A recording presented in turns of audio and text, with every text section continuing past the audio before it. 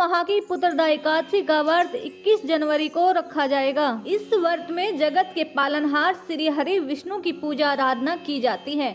मान्यता है कि पौष पुत्रदा एकादशी व्रत करने से वाजपेयी यज्ञ के बराबर पुण्य फल की प्राप्ति होती है।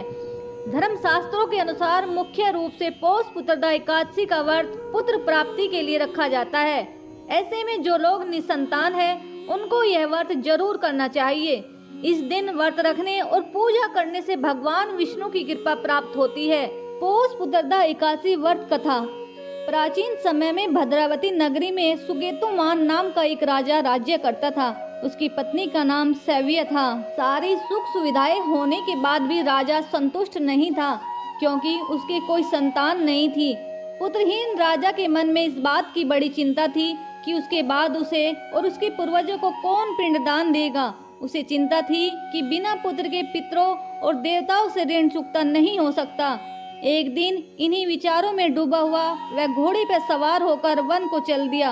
वह पानी की तलाश में एक सरोवर के पास पहुंच गया, जहां ऋषिगण भी मौजूद थे। राजा सरोवर के किनारे बैठे हुए ऋषियों को प्रणाम करके उनके सामने बैठ गया। राजा ने मुनियों को अपनी व्यथा बताई और कहा, ऋषिगण, मेरा भी कोई पुत्र नहीं है। यदि आप मुझ पर प्रसन्न हैं तो कृपा कर मुझे एक पुत्र का वरदान दीजिए। ऋषि बोले, हे राजन, आज पुत्रदा एकादशी है, आप इसका उपवास करें। भगवान श्री हरि की कृपा से आपके घर अवश्य ही पुत्र होगा।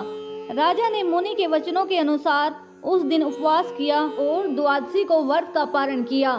भगवान श्री हरि की कृपा से कुछ दिनों बाद ही रानी ने गर्भ धारण किया और 9 माह के पश्चात उसके अत्यंत वीर धनवान यशस्वी पुत्र को जन्म दिया। तभी से पौष पुत्रदा एकादशी का व्रत संतान प्राप्ति के लिए किया जाता है।